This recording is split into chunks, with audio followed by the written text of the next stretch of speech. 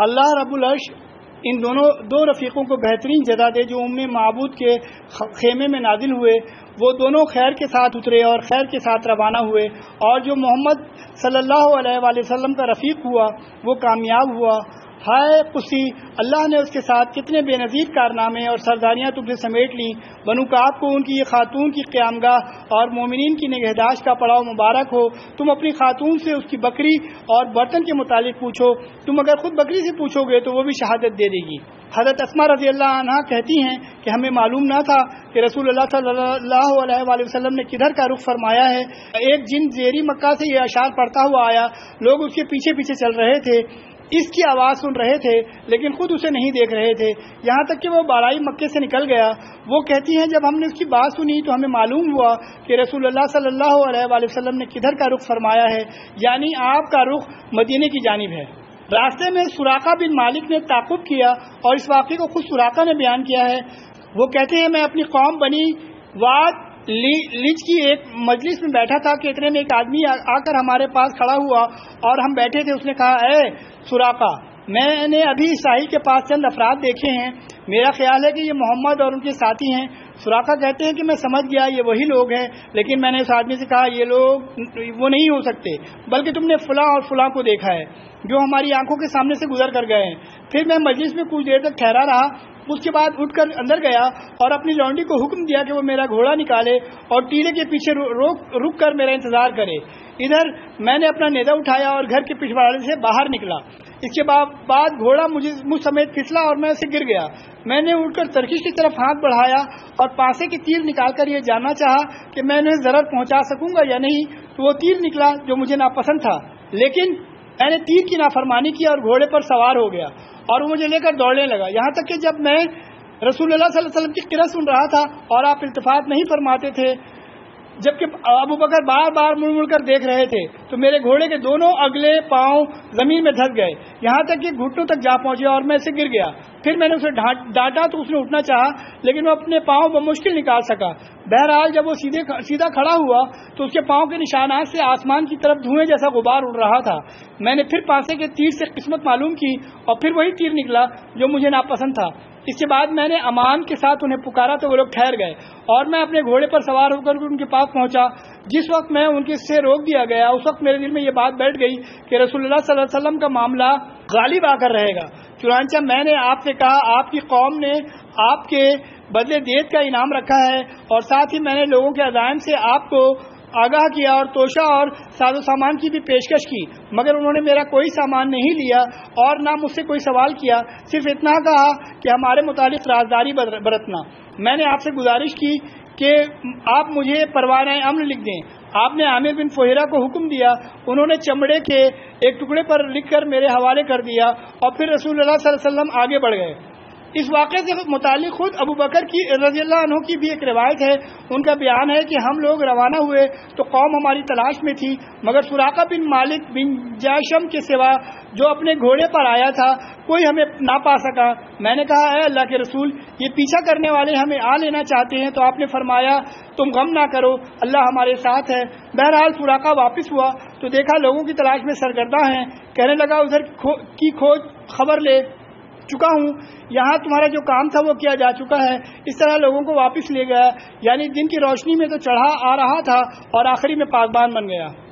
راستے میں نبی کو بریدہ اور اسلمی ملے، یہ اپنے قوم کے سردار تھے اور قریش نے جس زبردست انعام کا اعلان کر رکھا تھا اسی کے لالچ میں نبی اور ابو بکر رضی اللہ عنہ کی تلاش میں نکلے تھے، لیکن جب رسول اللہ صلی اللہ علیہ وسلم سے سامنا ہوا اور بات چیت ہوئی تو نف دل دے بیٹھے اور اپنی قوم کے 70 آدمیوں سمیت مسلمان ہو گئے۔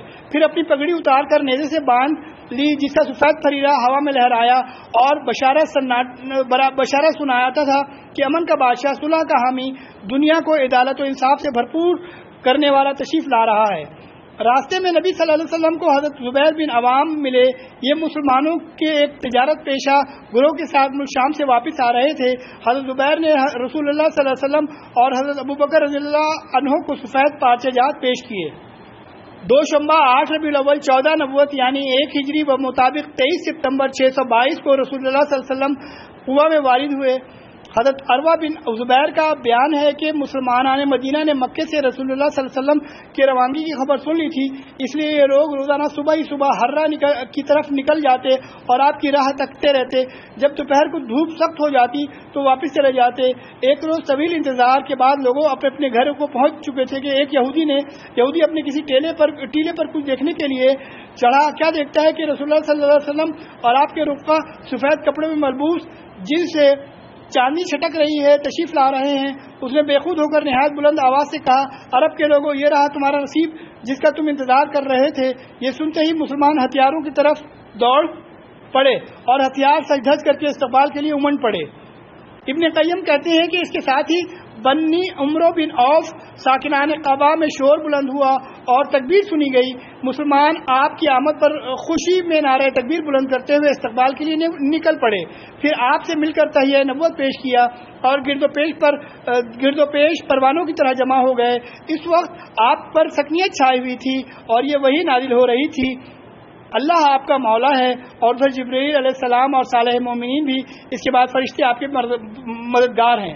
حضرت عروہ بن زبیر کا بیان ہے کہ لوگوں سے ملنے کے بعد آپ ان کے ساتھ داہنی جانب مڑے اور بنی عمرو بن عوف میں تشریف لائے۔ یہ دوشنبہ کا دن اور ربیع الاول کا مہینہ تھا۔ ابو بکر رضی اللہ عنہ آنے والے کے استقبال کے لیے کھڑے ہوئے اور رسول اللہ صلی اللہ علیہ وسلم چپ چاپ بیٹھے تھے۔ انصار کے جو لوگ آتے جنہوں نے رسول اللہ صلی اللہ علیہ وسلم کو دیکھا نہ تھا، وہ سیدھے ابو بکر کو سلام کرتے، یہاں تک کہ رسول اللہ صلی اللہ علیہ وسلم پر دھوپ آ گئی اور ابو بکر نے ان پر چادر تان کر آپ پر سایہ کیا۔ تب لوگوں نے پہچانا کہ یہ رسول اللہ صلی اللہ علیہ وسلم ہیں۔ آپ کے استقبال اور دیدار کے لیے سارا مدینہ امنڈ پڑا تھا۔ یہ ایک تاریخی دن تھا جس کی نظیر سرزمین مدینہ نے کبھی نہ دیکھی تھی۔ آج یہود نے بھی بشارت سے کا مطلب دیکھ لیا تھا کہ اللہ جنوب سے اور وہ جو قدوس ہے کوہ فاران سے آیا ہے۔ رسول اللہ صلی اللہ علیہ وسلم نے قبا میں کلثوم بن حدم اور کہا جاتا ہے کہ سعد بن خشیمہ کے مکان پر قیام فرمایا۔ پہلا قول زیادہ قوی ہے۔ ادھر حضرت علی بن ابی طالب نے مکے میں 3 روز ٹھہر کر اور لوگوں کی جو امانتیں رسول اللہ صلی اللہ علیہ وسلم کے پاس تھی انہیں ادا کر کے پیدل ہی مدینے کا رخ کیا اور قبیلہ قبا میں رسول اللہ صلی اللہ علیہ وسلم سے قبا میں رسول اللہ صلی اللہ علیہ وسلم سے آ ملے اور کلثوم بن حدم کے یہاں قیام فرمایا۔ رسول اللہ صلی اللہ علیہ وسلم نے قبا میں کل 4 دن دوشنبہ، منگل، بدھ، جمعرات یا 10 سے زیادہ دن پہنچ اور روانگی کے علاوہ 24 دن قیام فرمایا۔ اسی دوران مسجد قباء کی بنیاد رکھی گئی اور اس میں نماز بھی پڑھی۔ یہ آپ صلی اللہ علیہ وسلم کی نبوت کے بعد پہلی مسجد ہے جس کی بنیاد تقوی پر رکھی گئی۔ 5ویں دن یا 12ویں دن یا 26ویں دن جمعے کو آپ صلی اللہ علیہ وسلم کو حکم الہی کے مطابق سوار ہوئے۔ ابو بکر رضی اللہ عنہ آپ کے ردیف تھے۔ آپ نے بنو نجار کو جو آپ صلی اللہ علیہ وسلم کے ماموں کا قبیلہ تھا اطلاع بھیج دی تھی، چنانچہ وہ تلواریں حمایل کیے حاضر تھے۔ آپ نے ان کی میت میں مدینہ کا رخ کیا۔ بنو سالم بن عوف کی آبادی میں پہنچے تو جمعے کا وقت آ گیا۔ آپ نے بطن وادی میں اس مقام پر جمعہ پڑھا جہاں اب مسجد ہے۔ کل 100 آدمی تھے۔ جمعے کے بعد نبی مدینہ تشریف لے گئے اور اسی دن اس شہر کا نام یثرب کے بجائے مدینہ الرسول، شہر رسول پڑ گیا، جسے مختصراً مدینہ کہا جاتا ہے۔ یہ نہایت تابناک تاریخی دن تھا۔ گلی کوچے تقدیس و تحمید کے کلمات سے گونج رہے تھے اور انصار کی بچیاں خوشی و مسرت سے اشعار کے نغمے بکھیر رہی تھیں کہ ان پہاڑوں سے جو ہیں سوئے جنوب 14ویں کا چاند ہے ہم پہ چڑھا، کیسا عمدہ دین اور تعلیم ہے، شکر واجب ہے ہمیں اللہ کا، ہے اطاعت فرض تیرے حکم کی، بھیجنے والا ہے تیرا کبریا۔ انصار اگرچہ بڑے دولت مند نہ تھے لیکن ہر ایک کی یہی آرزو تھی کہ رسول اللہ صلی اللہ علیہ وآلہ وسلم اس کے یہاں قیام فرمائیں۔ چنانچہ آپ انصار کے جس مکان یا محلے سے گزرتے وہاں کے لوگ آپ کی اونٹنی کی نکیل پکڑ لیتے اور عرض کرتے کہ تعداد و سامان اور ہتھیار و حفاظت تو فرشورہ ہیں، تشریف لائیے، مگر آپ فرماتے کہ اونٹنی کی راہ چھوڑ دو، یہ اللہ کی طرف سے مامور ہے۔ چنانچہ اونٹنی مسلسل چلتی رہی اور اس مقام پر پہنچ کر بیٹھی جہاں آج مسجد نبوی ہے، لیکن آپ نیچے نہیں اترے یہاں تک کہ وہ اٹھ کر تھوڑی دور گئی، پھر مڑ کر دیکھنے کے بعد پلٹ آئی اور اپنی پہلی جگہ پر بیٹھ گئی۔ اس کے بعد آپ نیچے تشریف لائے۔ یہ آپ کے ننیال والوں یعنی بنو نجار کا محلہ تھا اور یہ اونٹنی کے لیے محض توفیق الہی تھی، کیونکہ آپ ننیال میں قیام فرما کر ان کی عزت افزائی کرنا چاہتے تھے۔ اب بنو نجار کے لوگوں نے اپنے اپنے گھر لے جانے کے لیے رسول اللہ صلی اللہ علیہ وسلم سے عرض و معروض شروع کی، لیکن ابو ایوب انصاری رضی اللہ عنہ نے لپک کر کجاوا اٹھا لیا اور اپنے گھر چلے گئے۔ اس پر رسول اللہ صلی اللہ علیہ وسلم فرمانے لگے آدمی اپنے کجاوے کے ساتھ ہے۔ ادھر اسد بن زرارہ رضی اللہ عنہ نے آ کر اونٹنی کی نکیل پکڑ لی، چنانچہ یہ اونٹنی انہی کے پاس رہی۔